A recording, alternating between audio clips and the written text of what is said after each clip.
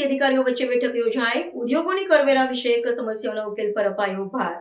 લઘુ અને મધ્યમ ઉદ્યોગોના હિતોનું પ્રતિનિધિત્વ કરતા સંગઠન ઇન્ડિયા એસએમઈ ફોરમ દ્વારા તાજેતરમાં જીએસટી વિભાગના ઝોનલ એટલે કે પ્રાદેશિક અધિકારીઓ સાથે એક ઉચ્ચ સ્તરીય બેઠક યોજાઈ હતી. આ સંવાદમાં જીએસટી કાઉન્સિલના સભ્યો અને વિવિધ ઔદ્યોગિક એકમોના સંચાલકોએ ભાગ લીધો હતો. બેઠકનો મુખ્ય ઉદ્દેશ્ય કર પ્રણાલીમાં રહેલી જટિલતાઓને દૂર કરવી અને નાના ઉદ્યોગ સાહસિકો માટે વહીવટી પ્રક્રિયાને વધુ સરળ બનાવવાનો હતો.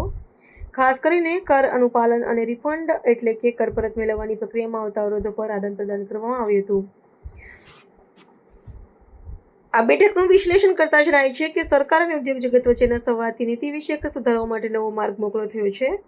ઉદ્યોગ જગતના અગ્રણીઓએ અધિકારીઓ સમક્ષ રજૂઆત કરી હતી કે નાના ઉદ્યોગો માટે જીએસટીના નિયમોનું પાલન આર્થિક રીતે બોજારૂપ ન બને તે જોવું આવશ્યક છે.